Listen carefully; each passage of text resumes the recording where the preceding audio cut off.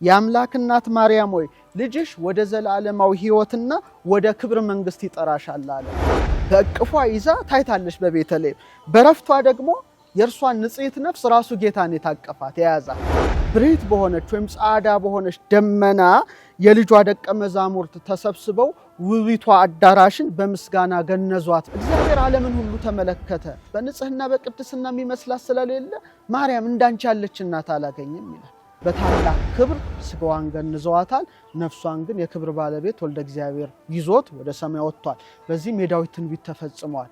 በልጇ ስልጣን ከሞት ተነስታ ማድረጓ መላው ዓለም የተስማማበት ነው። ፍሬሕይወት ኢየሱስ ክርስቶስን በማኅፀኗ የተሸከመች የሕይወት እናት የሕይወት ዛፍ ቅድስት ድንግል ደግሞ መላእክት የእሳት ሰይፋቸውን ይዘው በቆሙበት በሕይወት ዛፍ ስር የከበረ ስጋዋ አርፏል። ነሐሴ ወር በኢትዮጵያ ኦርቶዶክስ ተዋሕዶ አማኞች ዘንድ በናፍቆትና በታላቅ መንፈሳዊ ትጋት ከሚጾሙ 7 የአዋጅ አጽዋማት መካከል ጾመ ፍልሰታ ተጠቃሽ ነው። በየዓመቱ ከነሐሴ 1 ጀምሮ ባሉት 15 ቀናት በሚሊዮኖች የሚቆጠሩ ሕዝበ ክርስቲያኖች ለፈጣሪያቸው በጾምና በጸሎት ራሳቸውን የሚያስገዙበት የበረከት ወር ነው።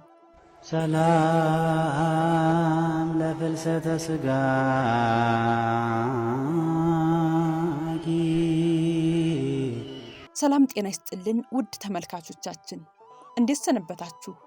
በጉባኤ አንስት መርሃ ግብራችን ጾመ ፍልሰታን የተመለከቱ መንፈሳዊ ምስጢሮች በመጋቢ ሐዲስ ዶክተር ሮዳስ ታደሰ ይነሳሉ።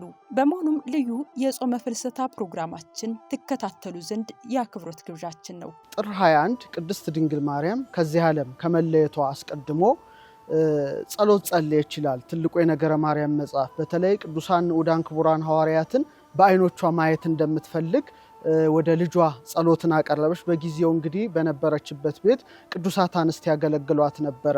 ያን ጊዜ ሐዋርያት በድንቅ በተአምራዊ ሁኔታ መሰብሰባቸው በዓለ ዕረፍቷን በጣም ልዩ አድርጎታል። እንግዲህ ሐዋርያት እንዴት ተሰበሰቡ ሲባል በደመና ተጭነው እኩሌቶቹ መላእክት ይዘዋቸው እኩሌቶቹ ደግሞ መንፈስ ቅዱስ ከሞት እንቅልፍ አንቅቷቸው እንደተነሱ ነገረ ማርያም ይጽፋልና በጣም በቅጽበት ወይም በፍጥነት ነበረ ቅድስት ድንግል ወዳለችበት የደረሱትና ሐዋርያት ራሱ በደረሱ ጊዜ እንዴት ሆነው እንደመጡ ጴጥሮስ ተልኮላታል፣ ዮሐንስ ተልኮላታል፣ ቅዱስ ጳውሎስ ተልኮላታል።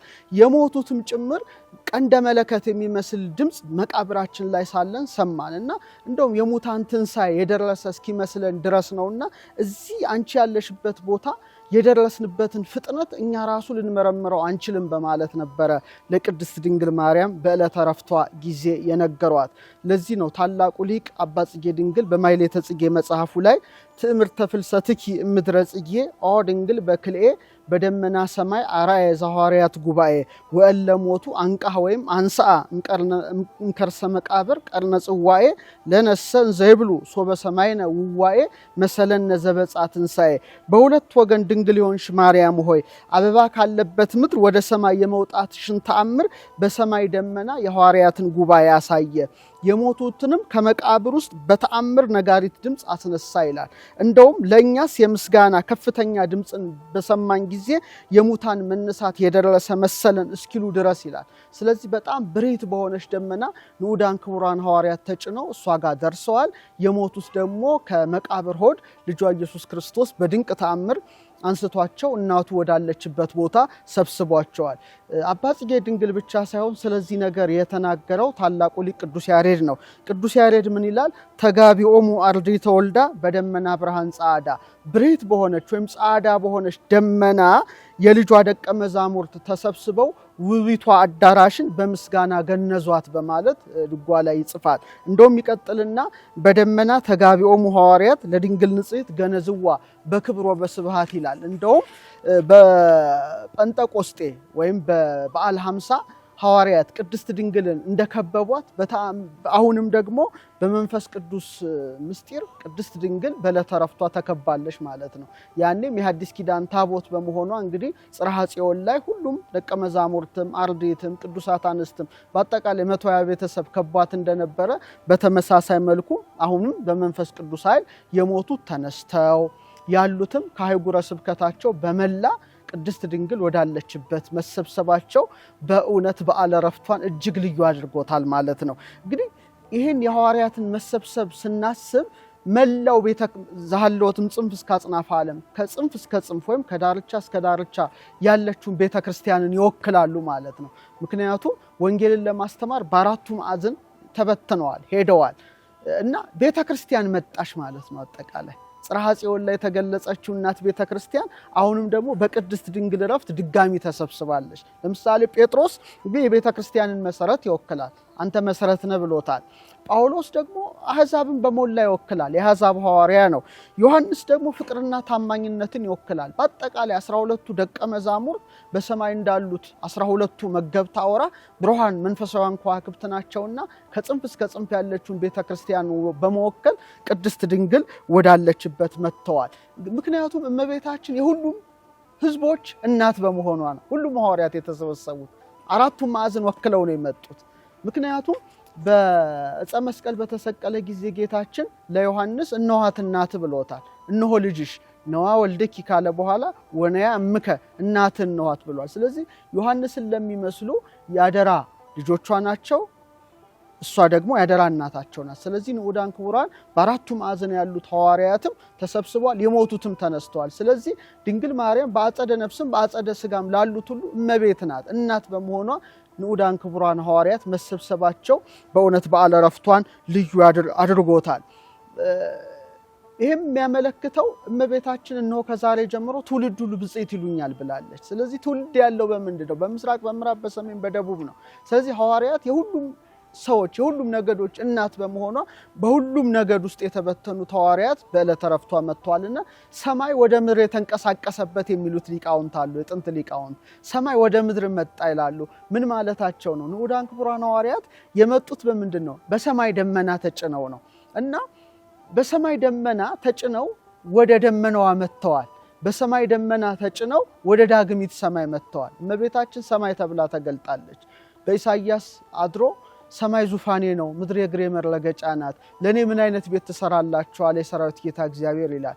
እግዚአብሔር ሰማይና ምድር ሊወስነው የሚችለው አምላክ አይደለም። ከጽርሐ አርያም በላይ ርዝመቱ፣ ከበርባሮስ በታች ጥልቀቱ፣ ከአድማስ እስከ ናጌብ ስፋቱ፣ ከምስራቅ እስከ ምዕራብ፣ ከሰሜን እስከ ደቡብ ርዝመቱ አይባልም። ሁሉን የሚወስነው እግዚአብሔር ነው።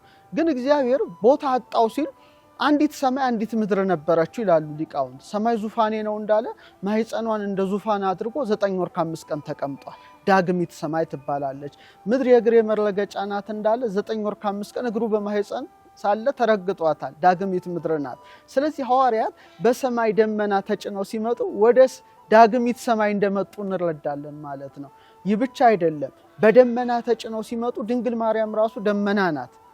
አንቲ ዘበአማን ደመና እንታስተራኪ ለነ ማየ ዝናብ፣ ንጹሕ የዝናብን ውሃ ቋጥረሽ የታየሽ እውነተኛ ደመና አንቺ ነሽ ይላታል ቅዱስ ኤፍሬም።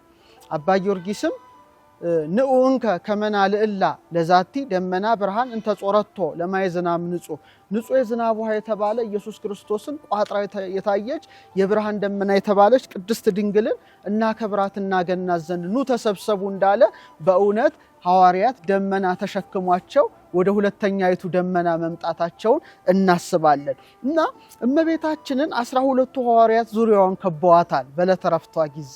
ይሄ ምሳሌነቱ ምንድን ነው? በሊቀ ካህናቱ በአሮን ልብስ ዙሪያ 12 ዕንቁዎች ተሰክተው ነበር። ይሄ አስቀድሞ በብሉይ ኪዳን የ12ቱ ነገደ እስራኤል ስም የተጻፈባቸው 12ቱ አይናቅ ወይም ዕንቁዎች በሊቀ ካህናቱ በአሮን ልብስ ዙሪያ እንደተሰኩ የምድር ዕንቁዎች የምድር ብርሃኖች የተባሉ ሐዋርያትም በሊቀ ካህናቱ በኢየሱስ ክርስቶስ እናት ዙሪያ ተሰብስበዋል ማለት ነው። ስለዚህ ምሳሌው አስቀድሞ በእነ አሮን ልብስ ላይ ተገልጿል። ስለዚህ ነው አባ ሕርያቆስ ጸናጽል ዘውስተ ልብሱ ለአሮን ካህን፣ በአሮን ልብስ ላይ ያለች ጸናጽል ሻኩራ አንቺ ነሽ ብያለ ያመሰግናታልና በሊቀ ካህናት በኢየሱስ ክርስቶስ እናት አጠገብ 12ቱ ዕንቁዎች መሰብሰባቸውን ስናስብ የእመቤታችን ዕረፍት እጅግ ልዩ ያደርገዋል ማለት ነው። ሌላው በብሉይ ኪዳን ይሄ ምሳሌ ሊኖር የቃል ኪዳኑ ታቦት በብሉይ ኪዳን በ12ቱ ነገደ እስራኤል ተከባለች። እንግዲህ 12ቱ ነገደ እስራኤል 3 ሆኑ ዙሪያዋን ከበዋታል። በጣም የሚገርመው ምስጢር ያ ነው። በተመሳሳይ መልኩ በሐዲስ ኪዳንም አማናዊት ታቦት ቅድስት ድንግል ማርያም በዕለተ ዕረፍቷ ጊዜ በ12 ሐዋርያት ተከባ ተገልጻለች ማለት ነው። ስለዚህ ምሳሌዋን እናያለን፣ አማናዊም ትርጓሜ እንመለከታለንና እነዛስ የተከበቡት በ12ቱ ነገደ እስራኤል ናቸው። በኢየሩሳሌም ሰማያዊት በሮች ላይ ስማቸው የተጻፈላቸው 12ቱ ነገደ እስራኤል ናቸው። እችኛይቱ ታቦት ደግሞ የተከበበችው በኢየሩሳሌም ሰማያዊት መሰረት ላይ ስማቸው በተጻፈው በበጉ ሐዋርያት ነው። ስለዚህ ራሷ ኢየሩሳሌም ሆና ተገልጣለች ድንግል ማርያም ማለት ነው። ዛቲት ኢየሩሳሌም ሀገሮሙ ለነቢያት ይላታል ቅዱስ ኤፍሬም ሶርያዊ በረከቱ ይደርብንና እመቤታችን ራሱ ልክ በተመሳሳይ መልኩ ነው በዓለ ዕረፍቷ የተከናወነው። ለዚህ ነው በዮሐንስ ራእይ ምዕራፍ 11 ቁጥር 19 ላይ የእግዚአብሔር የኪዳኑ ታቦት በሰማይ እንደታየ ይነግራል፣ መቅደሱ እንደተከፈተ። ከዛ ምዕራፍ 12 ቁጥር 1 ላይ ፀሐይን ተጎናጽፋ ጨረቃን ተጫምታ 12 ከዋክብትን ደፍታ ዮሐንስ አይቷታል። እና በእውነት በብሉይ ኪዳን በ12ቱ ነገደ እስራኤል የእግዚአብሔር ታቦት እንደተከበበች በተመሳሳይ መልኩ አማናዊት ታቦት ወልደ እግዚአብሔር ክርስቶስን 9 ወር ከ5 ቀን በማህፀኗ የተሸከመችው አማናዊት ታቦት ቅድስት ድንግል ማርያምም በ12ቱ ሐዋርያት መከበቧ ይሄ እንደው በዓለ ዕረፍቷን እጅግ እንድናደንቅ ያደርገናል። ሁለተኛውና በጣም አስደናቂ ነገሩ በዕለተ ዕረፍቷ ጊዜ ልጇ ጌታችን መድኃኒታችን ኢየሱስ ክርስቶስ በቅዱሳን መላእክት ታጅቦ መጥቶ ነው ነፍሷን የተቀበለው። ይሄ በጣም ደግሞ አስደናቂ ነገር ነው። ይሄን ስናስብ ታቦቷን እናስባለን። እቼ ቃል ኪዳን ታቦት በኢያሱ መሪነት በ12ቱ ነገድ ተከባ ወደ ምድረ ርስት ነው ሄደችው። መሪዋ ማን ነበረ? ኢያሱ ነበረ። የከበቧት ማን ናቸው? 12ቱ ነገደ እስራኤል ናቸው። የተጓዘችው የት ነው? ምድረ ርስት ናት። በሐዲስ ኪዳን ደግሞ ኢያሱ መድኃኒት ነው። መርገመ ሥጋ መርገመ ነፍስን ያጠፋ ልጇ ኢየሱስ ክርስቶስም መድኃኒት ነው። ስለዚህ በልጇ በኢየሱስ መሪነት በ12ቱ ሐዋርያት ተከባ ወደ ሰማያዊት ርስቷ ነፍሷ ሄዳለች ማለት ነው። ይሄ በጣም የሚገርም ነው። ያቺ በኢያሱ መሪነት ነው የመጀመሪያዋ ታቦት። እችኛዋ ደግሞ በአማናዊ መድኃኒት በኢየሱስ ክርስቶስ መሪነት ነው ወደ ምድረ ርስት ወደ ገነት የከበረ ነፍሷ ሄደው። ስለዚህ ቅዱስ ያሬድ ምን ይላል? ጻኢም ሊባኖስ ስነ ሕይወት ርቱ አፍቅሮትኪ ቡርክት አንቲ ማንስት ማይደረ መለኮት ሰላም ለኪ ማርያም እመ አምላክ ወልድኪ ይጼዋኪ ውስተ ሕይወት ወመንግስተ ክብር። ወደ አማርኛ ሲመለስ የሕይወት ደም ግባት የአምላክ እናት ከሊባኖስ ውጪ ይላታል። ማለትም ከዚህ ዓለም ተለይ እንደማለት ነው። ከደጋው ፍቅርሽ የቀና ነው፣ ከሴቶች ተለይተሽ የተባረክሽ ነሽ፣ የመለኮት ማደሪያ ሰላም ላንቺ ይሁን ካለ በኋላ የአምላክ እናት ማርያም ሆይ ልጅሽ ወደ ዘላለማዊ ሕይወትና ወደ ክብር መንግስት ይጠራሻል አለ። ያቺ ወደ ምድረ ርስት ያቺ ታቦት በ12ቱ ነገድ እስራኤል ተከባ በኢየሱስ መሪነት እንደገባች፣ እችኛዋ ደግሞ አማናዊት ታቦት በአካላዊ ቃል በስግው ቃል በኢየሱስ ክርስቶስ መሪነት በ12ቱ ነገድ ሐዋርያት ተከባ ቅድስት ነፍሷን ልጇ ኢየሱስ ክርስቶስ በቅፉ ይዟት ወደ ሰማይ ወጥቷል። እና እስቲ ይህን ምስጢር ደግሞ ስናስብ የበለጠ ይደንቀናል። በቤተልሔም ድንግል ማርያም የሕይወት ጌታን በእቅፏ ይዛ ነበረ። በእቅፏ ይዛ ታይታለች በቤተልሔም። በረፍቷ ደግሞ የእርሷን ንጽሕት ነፍስ ራሱ ጌታን የታቀፋት የያዛት። ዓለምን የሚይዘውን ጌታ የያዙ ክንዶቿ ንዑዳን ክቡራን ናቸው። ዓለምን የያዘውን ጌታ ያቀፉ እጆቿ ንዑዳን ክቡራን ናቸው። በተመሳሳይ መልኩ ደግሞ ነፍሷ ከስጋዋ በሚለይበት ጊዜ ንጽሕት ነፍሷን ያቀፈው ራሱ ልጇ ኢየሱስ ክርስቶስ መሆኑ እንደው ከአእምሮ በላይ ነው። እንግዲህ በልደት ጊዜ ጌታን በወለደች ጊዜ እመቤታችን ልጇን ለዓለም ነው የሰጠችው፣ ለዓለም ነው ያቀረበችው። በረፍቷ ደግሞ ልጇ እርሷን ወደ መንግስተ ሰማያት አቀረባት ማለት ነው። ስለዚህ ይሄ ነገር ስናስበው እጅግ በዓለ ዕረፍቷ እንድንደነቅ ያደርገናል። በኦርቶዶክሳዊት ቤተክርስቲያን አይኮኖግራፊ ወይም የቅዱሳት ስዕል አሳሳል ጌታችን የእመቤታችን ንጽሕት ነፍስ ሲይዝ በነጭ ሸማ ተጠቅልላ በሕፃን አምሳል ነው ስዕሏን የምናየው። ሁልጊዜ ከዚህ ዓለም የመለየቷን ስዕል ስንመለከት እመቤታችን ነፍሷን ሲይዛት ስጋዋ አርፎ 12ቱ ሐዋርያት ከበዋታል ማዕጠንታቸውን ይዘው በዙሪያዋ። ጌታ ደግሞ የእመቤታችን ነፍስ ይዟል እና የእመቤታችን ነፍስ ደግሞ የተሳለው ታናሽ ነጭ ልብስን በለበሰች ሕፃን አምሳል ነው። ይሄ የሆነው ምንድን ነው? ንጽሕት ነፍስ ነበራት ማለት ነው። በጣም በእጅጉ ንጽሕት ናት። እግዚአብሔር ነጸረ ኩሎ ዓለመ ወይረከበ ማርያም ዘከማኪ እም አባ ጽጌ ድንግል ነው። እግዚአብሔር ዓለምን ሁሉ ተመለከተ፣ በንጽህና በቅድስና የሚመስላት ስለሌለ ማርያም እንዳንቺ ያለች እናት አላገኘም ይላል። ስለዚህ ንጽሕት ነፍስ ስለሆነች በሕፃን አምሳል ራሱ ጌታ ምን ብሏል? እንደ ሕፃናት ካልሆናችሁ ወደ መንግሥተ ሰማያት አትገቡም በማለት በማቴዎስ 18:3 ላይ እንዳስተማረ እመቤታችን ከዚህ ዓለም ወደዛኛው ዓለም ስትሄድ ስጋዋ፣ ነፍሷ፣ ሕሊናዋ ንጹሕ በመሆኑ ነጭ መጎናጸፊያን የተገነጸፈች ግን ሕፃን ሆና ነፍሷ ትታያለች። በዚህ መልኩ ነው የእመቤታችን ስዕል የሚሳለው። ስለዚህ በዓለ ዕረፍቷን በጣም እንድናደንቅ ያደርገናል። ሌላው በጣም የሚያስደንቀው በዕረፍቷ ጊዜ የመጣው ራሱ ኢየሱስ ክርስቶስ ነው። ብዙ የቅዱሳን ነፍስ ሲለዩ መላእክት ነው ነፍሳቸውን ይዘው የሚሄዱት። አሁን ግን ራሱ ወልደ እግዚአብሔር ኢየሱስ ክርስቶስን የወረደው ምክንያቱም ኪሩባዊት ሰረገላው ናት። 9 ወር ከ5 ቀን በማኅፀኗ ተሸክመዋለች፣ በጀርባዋ ደግሞ አዝለዋለች፣ በክንዷ ታቅፈዋለች፣ የድንግልና ጡቶቿን አጥብተዋለች። ሰማይና ምድር ከፊቱ የሚሸሹለትን ጌታ በከናፍሯ ስመዋለች። ከስጋዋ ስጋን ከነፍሷ ነፍስ ነስቶ ሰው ሆኗል። ስለዚህ ለእናቱ ክብር ራሱ ኢየሱስ ክርስቶስ መውረዱ እና ንጽሕት ነፍሷን ይዞ ጥር 21 መሄዱ በጣም በጣም አስደናቂ ያደርገዋል የእመቤታችን ዕረፍት ስናስብ። ሌላው የእናቱን ክብር ነው ያሳየው።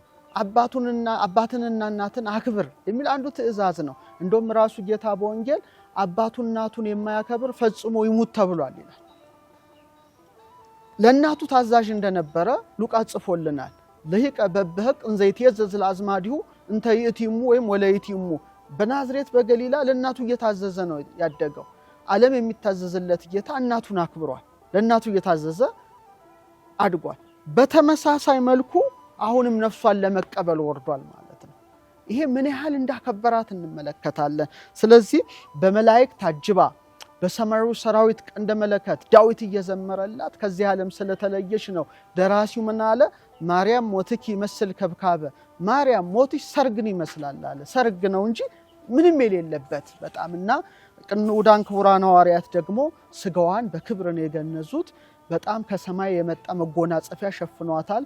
ጴጥሮስ በራስጌ፣ ቅዱስ ዮሐንስ በግርብጌ፣ እነ ሐዋርያው እነ ቅዱስ ጳውሎስ ሌሎችም ሐዋርያት ልክ ቃል ኪዳን ታቦቷ እንደታጀበች አጅበዋት በታላቅ ክብር ስጋዋን ገንዘዋታል። ነፍሷን ግን የክብር ባለቤት ወልደ እግዚአብሔር ይዞት ወደ ሰማይ ወጥቷል። በዚህም የዳዊት ትንቢት ተፈጽሟል። ወርቀ ዘቦ ግምጃ ደርባ ደራርባ ንግስቲቱ በቀኝ ትቆማለች አለው ማለት ነው።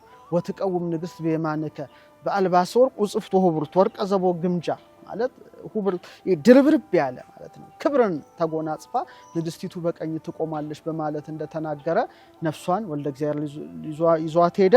ሐዋርያት ደግሞ ስጋዋን ገንዘው ባጎበር ለመቅበር ወደ ጌቴሴማኒ ጉዞ ጀመሩ። ይሄ ነገር የሚያሳየን ምንድነው? ምሳሌነቱ አስቀድሞ የእግዚአብሔር ታቦት ወደ ዳዊት ከተማ ስትሄድ እንመለከታለን። ወደ ዳዊት ከተማ ሄዳለች እና ወደ ዳዊት ከተማ ስትጓዝ የሆነ የተከናወነ ትልቅ ተአምር አለ። በተመሳሳይ መልኩ አማናዊት ታቦት ቅድስት ድንግልን የከበረ ሰውነቷን ሐዋርያት ይዘው ወደ ጌቴሴማኒ ሲሄዱ የተከናወነ ነገር አለ። ወደ እመቤታችን ከመምጣቴ በፊት ምሳሌዋን ላስቀምጥ። እንግዲህ ያቺ ታቦት ወደ ዳዊት ከተማ በምትጓዝበት ጊዜ ወደ ኢየሩሳሌም በምትጓዝበት ጊዜ ኦዛ የሚባል ሰው ነበረ እና በድፍረት የቃል ኪዳኗን ታቦት በጨበጠ ጊዜ ወድቆ ተቀስፏል፣ ሙቷል እዛው። ይሄ የተከናወነ ነው። በተመሳሳይ መልኩ ታቦቷ በዳዊት ከተማ በኢየሩሳሌም ቅድስተ ቅዱሳን ውስጥ እንደገባች እመቤታችንም ወልደ ዳዊት እግዚአብሔር ዳዊት ወዳዘጋጀላት ውሳጤ መንጦላይት ነፍሷ ሲሄድ ስጋዋን ደግሞ በአጎበር ጌቴሴማኒ ይዘዋ ሲሄዱ በተመሳሳይ መልኩ ደግሞ ታውፋንያ ይመጣል። በብሉይ ኪዳን ኦዛ እንደመጣ አሁን ደግሞ ታውፋንያ መጣ። በድፍረት ያልጋውን ሸንኮር በያዘ ጊዜ ሁለት እጁን መልአከ እግዚአብሔር በሰይፍ ቆርጦታል ማለት ነው። ስለዚህ ምሳሌው አስቀድሞ ኦዛ ላይ ተገልጿል። ከዛ በኋላ እንግዲህ ያው እሱም እንደተጸጸተ እንዳዘነ ሐዲስ ኪዳን የምህረት ነው። ብሉይ ኪዳን ደግሞ ፍርድ ስላለ ወዲያው ሞቷል። ይሄ ግን ቢያንስ ታውፋንያ የንስሐ ዕድል ተሰጥቶታል ማለት ነው። ሐዋርያው ቅዱስ ጴጥሮስም በተአምራት እጁን መልሶላታልና ያን ጊዜ ነበረ ዮሐንስ በተለይ ቅድስት ድንግልን በመስቀል የተሰጠው አደራ ትዝ ብሎት ላይዋ ላይ ወደቀ። አብሬ እመውት ምስሊያ ይላል ነገረ ማርያም፣ ከሷ ጋር እሞታለሁ ይሄም ብሎ ላይዋ ላይ ወደቀ ይላል። ያን ጊዜ ቅዱሳን መላእክት ዮሐንስንም የእመቤታችን ስጋዋን ይዘው ወደ ገነት የሄዱት ማለት ነው። ስለዚህ ያቺ ወደ ኢየሩሳሌም እንደሄደች ያቺ ታቦት አሁን ደግሞ እመቤታችን ወደ ገነት ሄደችና ያረፈችውን በሕይወት ዛፍ ስር ነው። ምክንያቱም እመቤታችን የሕይወት ዛፍ ሆና ፍሬ ሕይወት ኢየሱስ ክርስቶስን ወልዳለች። ወደ ምሳሌዋን ሄደችው፣ ወደ ምንም አልሄደችም። ምክንያቱም የሕይወት ዛፍ በኪሩብ ሰይፍ ትጠበቅ ነበረ። የሕይወት ዛፍ ምንን ስለተሸከመች? ፍሬውን ስለተሸከመች በኪሩብ ሰይፍ ትጠበቅ እንደነበረ በተመሳሳይ መልኩ ፍሬ ሕይወት ኢየሱስ ክርስቶስን በማኅፀኗ የተሸከመች የሕይወት እናት የሕይወት ዛፍ ቅድስት ድንግል ደግሞ መላእክት የእሳት ሰይፋቸውን ይዘው በቆሙበት በሕይወት ዛፍ ስር የከበረ ስጋዋ አርፏል። ቅዱስ ዮሐንስ ራጉኤል ሰማያዊ ህብስት እያወረደለት ስጋዋን እያጠነ እንግዲህ እስከ ነሐሴ ድረስ ቆይቷል። በኋላ እንግዲህ ሐዋርያት አባቶቻችን ጠይቀውታል። ዮሐንስን አግኝተው የእመቤታችን ነገር እንደምን ሆነ ሲል በገነት ያለውን ተላ ደስታ የቅዱሳን ነፍሳት ቅዱሳት ነፍሳት መጥተው ሲያከብሯት ልጇ ኢየሱስ ክርስቶስ ሲያረጋጋት ያለውን ነገራቸው። እንግዲህ ሐዋርያው ዮሐንስ አይቶ እኛ ሳናይ ብለው ነሐሴ ሱባኤ እንደጀመሩ የነገረ ማርያም መጽሐፍ ይጽፋልና ነሐሴ 14 የልጇ የእናቱን የከበረ ስጋ አምጥቶ ሰጥቷቸው ጌቴሴማኒ ቀብረዋታል። ለዚህ ነው ሞት በጥር በነሐሴ መቃብር ተብሎ የሚጠራው። እንግዲህ ነሐሴ 16 ደግሞ እንግዲህ በልጇ ስልጣን እናታችን ቅድስት ድንግል ማርያም ነፍስና ስጋዋ ተዋህዳ አካላዊ ዕርገቷ ተከናውኗል ማለት ነው።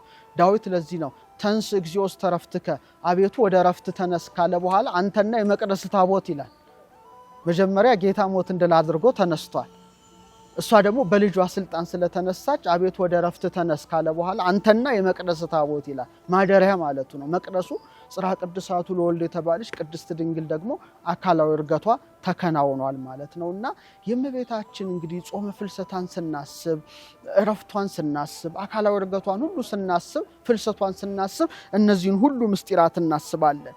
እንደውም አስደናቂው ነገር በተለይ በዕለተ ዕረፍቷን በፍልሰቷን በዕርገቷ ሁሉ የተከናወነው ነገር ራእይ 12 ቁጥር 1 ላይ ያለው ነገር በአካል የተነበበበት ነው። ለምሳሌ ዮሐንስ በራእዩ ምን ይላል? ወአስተርአየ ተአምራቢ በውስተ ሰማይ፣ በሰማይ ታላቅ ምልክት ታየ ይላል።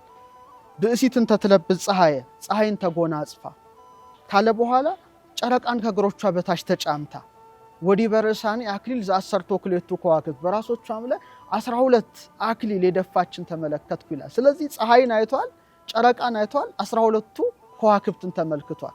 በተመሳሳይ መልኩ በዕለተ ዕረፍቷም ጊዜ ማን ነበረ? ፀሐይ ክርስቶስ ነበረ።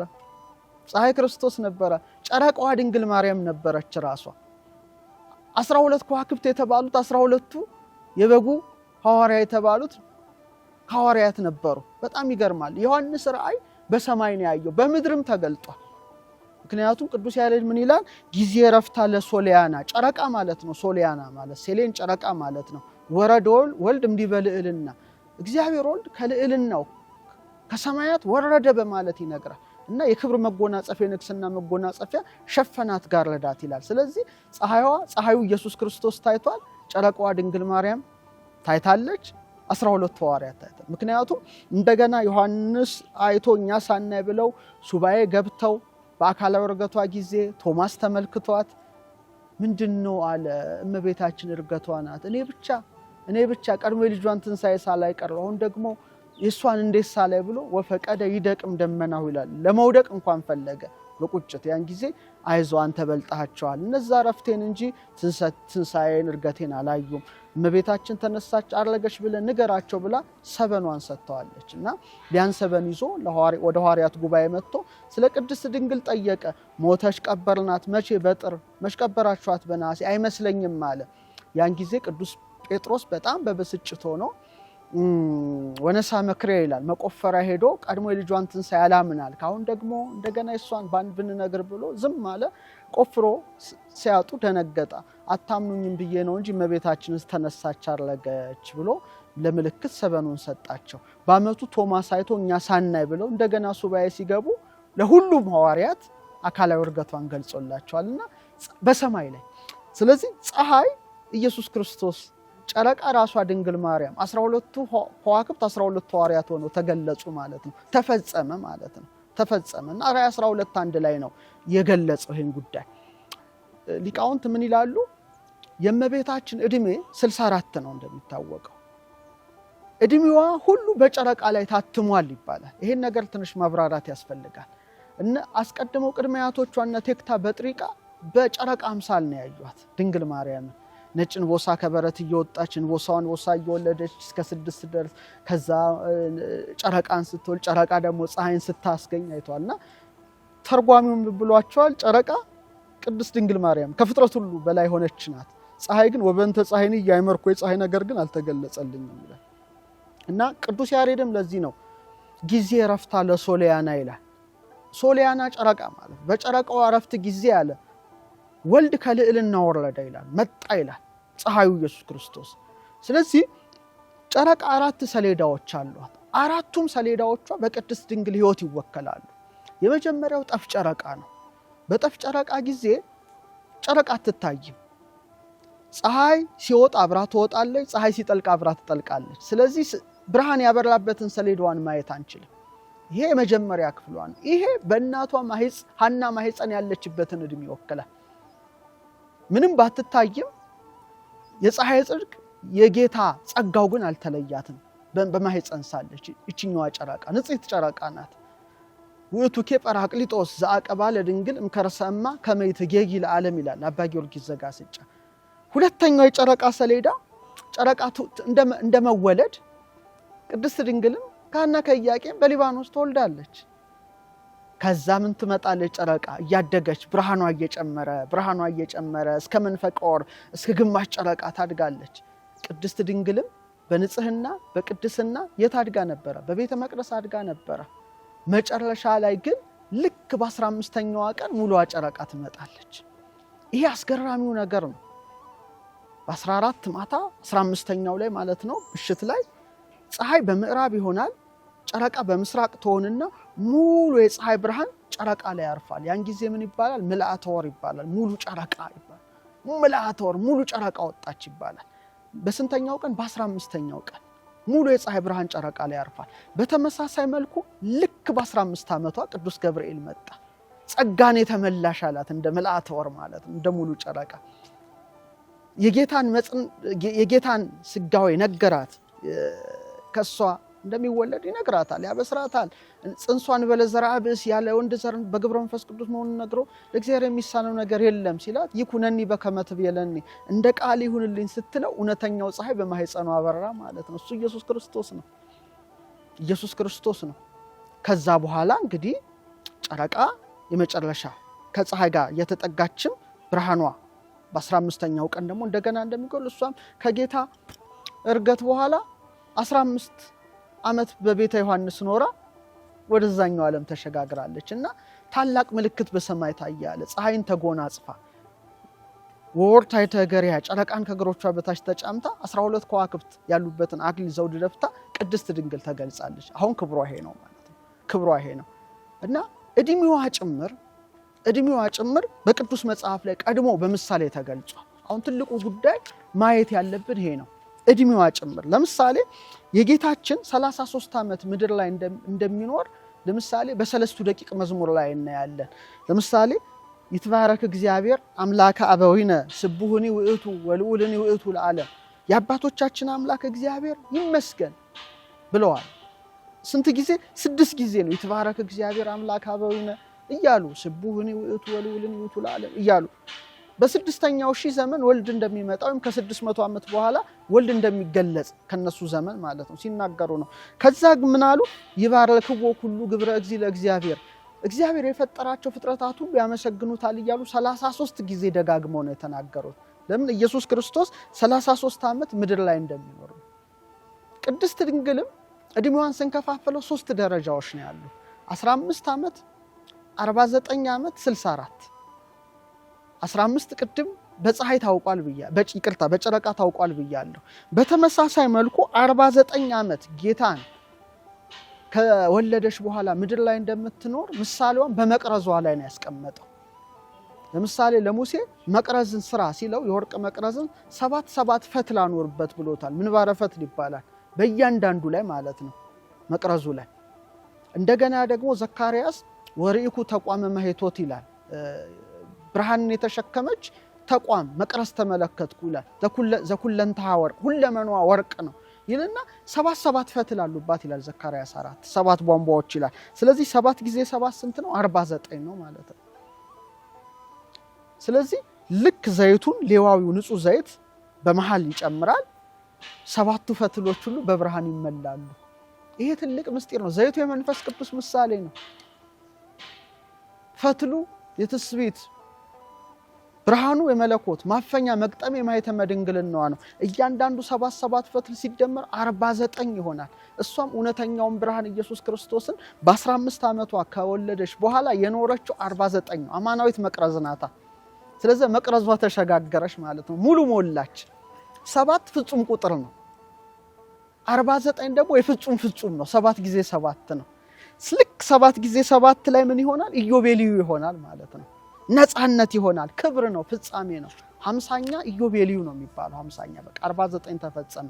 7 ፍጹም ነው። 7 ሲባዛ 7 ደግሞ 49 ፍጹም ነው። እሷም 49 ዓመት በቃ ሆነ አማናዊቷ መቅረዝ ወደዛኛው ዓለም ብርሃን ተሸጋገረች ነው። በቃ ትልቁ ምስጢር እዚህ ላይ ነው። ስለዚህ ቅዱስ ያሬድ ለዚህ ነው ፈለሰት ማርያም በስብሐት ውስተ ሰማያት መላእክት ወሊቃነ መላእክት ወረዱ ለተቀብሎታ። ከዚህኛው ዓለም ወደ ሰማያዊው ዓለም ሄደች ነው ተሸጋገረች እና መላእክትና ሊቃነ መላእክት ላቀባበሏ ወረዱ ይላል። ምክንያቱም 49 ሞላ ተፈጸመ ማለት ነው። ስለዚህ ምን ይላል ደራሲው?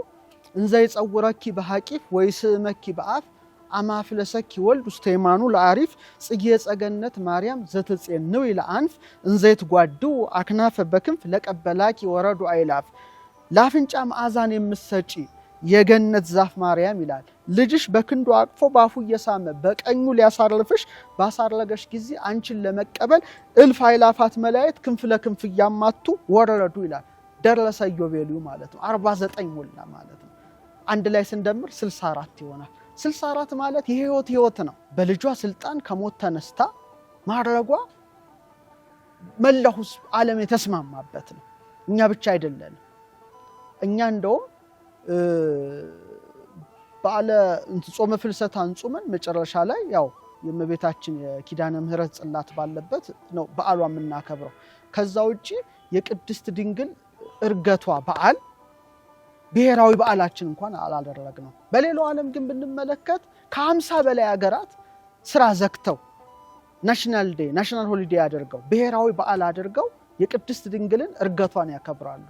ለምሳሌ በብሔራዊ በዓልነት የሚያከብሩትን የመጨረሻ ጊዜ ብጠቅስ ለምሳሌ ፈረንሳይ በጣም ብዙ ለምሳሌ እንደው በቅዱስ ቂርቆስ ስም እንኳን 20 ከተማዎች አሏት ፈረንሳይ። እኛ እንደ ቂርቆስ ክፍለ ከተማ ነው ያለ። ፈረንሳይ 20 ከተማዎች በቅዱስ ቂርቆስ ስም ሰይማለች እና ፈረንሳይ በጣም ታዋቂ ናት። የእመቤታችን በዓለ ዕርገት ስራ ዘግታ ነው የምታከብረው። ሌላዋ ጣሊያን፣ 3ኛ ስፔን፣ 4ኛ ፖርቹጋል፣ ኦስትሪያ፣ ቤልጂየም፣ ግሪክ፣ ፖላንድ፣ ክሮኤሽያ፣ ስሎቬኒያ፣ ሊቱዌኒያ፣ ስዊዘርላንድ፣ ሉክሰምበርግ፣ ማልታ እነዚህ የአውሮፓ ሀገራት ውስጥ የቅድስት ድንግልን እርገቷን ነሐሴ 16 ስራ ዘግተው የሚያከብሩ ሀገራት ናቸው። ወደ አፍሪካ እንኳን ስንመጣ ከ12 በላይ ሀገራት የእመቤታችን በዓለ ዕርገቷን ብሔራዊ በዓል አድርገው ያከብራሉ። ካሜሩን፣ ኮት ዲቮር አይቮሪ ኮስት ማለት ነው፣ ሴኔጋል፣ ማዳጋስካር፣ ሩዋንዳ፣ ቡሩንዲ፣ ቤኒን፣ ቶጎ፣ የሴንትራል አፍሪካ ሪፐብሊክ፣ የመካከለኛው አፍሪካ ሪፐብሊክ፣ ኮንጎ ሪፐብሊክ፣ ጋቦን፣ ሲሸልስ እነዚህ ሀገራት የቅድስት ድንግል ማርያምን በዓለ ዕርገት አክብረው በጣም በታላቅ ድምቀት ብሔራዊ በዓል አድርገው ያከብራሉ።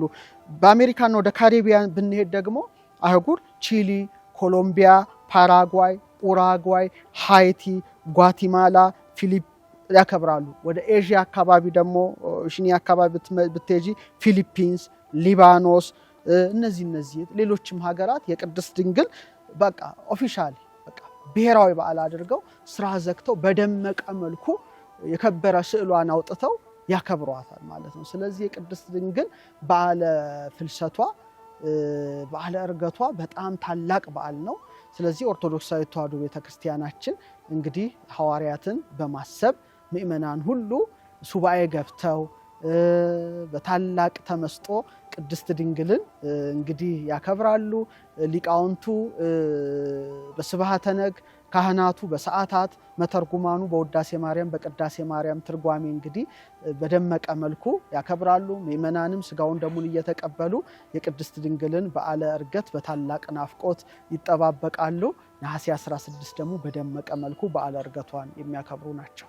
ውድ ተመልካቾቻችን የዛሬው ዝግጅታችን የተመለከታችሁትን ይመስላል። በቀጣይ ጾመ ፍልሰታን የተመለከቱ ዝግጅቶች ይዘን እንቀርባለን። ጾሙ የበረከት ጾም እንዲሆንልን እመኛለሁ። ሰናይ ጊዜ። ሰላም ለፍልሰተ ስጋኪ